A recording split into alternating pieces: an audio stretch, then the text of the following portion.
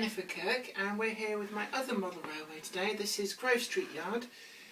You may recognise it from been to quite a few exhibitions with it, and it's also been featured on the pages of a magazine called Model Rail.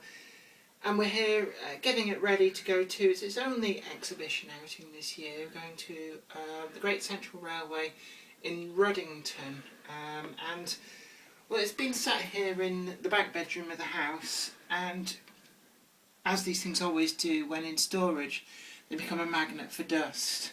And it can be quite hard to figure out how to get rid of the dust on them, and it will make everything go more and more muted. All the colours will get greyer and matter until it looks kind of very washed out. So we've got ourselves here a little half-inch paintbrush. It's splayed out a bit with lots and lots of use, but it's quite soft, and you want soft so that it doesn't damage too much stuff. And what we're going to do is we're going to work to brush some of the dust off this.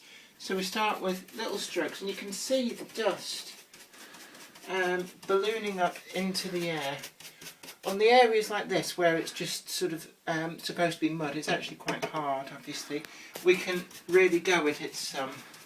The same with roofs. We can work to get that dust off, and you can see immediately things start to look brighter and the detail is crisper and more picked out. Where the grass area is, we have to be a little bit more careful because we don't want to take all the grass off, but we can still dust it because the grass is glued down.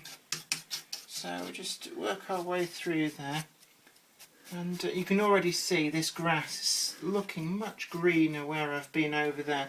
Because if you compare, I don't know whether it will show up on the camera as well as I can see it here now, but this grass and this grass is exactly the same material, but this I've just dusted and that hasn't yet been dusted, and you can see, well, I can see the difference in colour. This is now a much more vibrant colour, and we can go over some of this other grass and try and get that vibrant colour back. Got to be careful, we don't want to actually damage anything, so just yeah, we can see plumes of dust going up in the air. We can do this with the aid of a hoover with the little tiny nozzle attachment as well to suck up the dust. But again, with that, what you don't want is for small bits of detail that may be a little bit loose to suddenly disappear into your hoover bag. You can stretch something like a bit of nylon from an old stocking over the end if you want to protect from that, and then any bits of detail or big bits that it sucks up will stick to the nylon, and you can just pluck them back off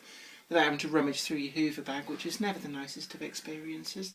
Obviously you can see there's a lot of much more fragile detail here, so we've got to be a little bit more careful. Just working our way, start with the track. Try not to pluck bits of detail like that. Brush with a sympathetic direction to the detail to try not to put them under any undue stress. Just work our way over the pile. Get all that dust out there. I will just work through the entire layout like that. And the same with the second piece of Grove Street Yard, which I store for ease of space underneath here. And that's really all there is to it, just keeping a model railway clean. So I know a lot of people tend to be a bit daunted. How on earth do we go about cleaning all this?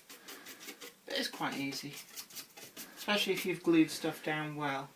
Never be afraid to use too much glue. Well, they are, in a nutshell, a few good ways to clean the muck and dust off model rails, which invariably collects on them when they're in storage and even in use, and getting a model railway ready to go out to exhibition. And hopefully when people see it at the Ruddington exhibition, it'll look nice and bright and shiny, like it's just been built and that it's loved and cared for, and not tucked away in a back bedroom for huge lengths of time. Don't forget to share this video if you liked it, and if you think there's other people who need to know about it. Like it if you liked it, favourite it if you really, really liked it, and don't forget to subscribe to the channel, and have a browse back through for all the other videos that we've done, which include an awful lot on my other layout, Bolton Trinity Road, and to just watch trains go by, hopefully at the exhibition in Ruddington. We'll get some good video shots of trains that work on Grove Street Yard as well. But until then, this is me, Jennifer Kirk, saying take very good care of yourself, and bye for now.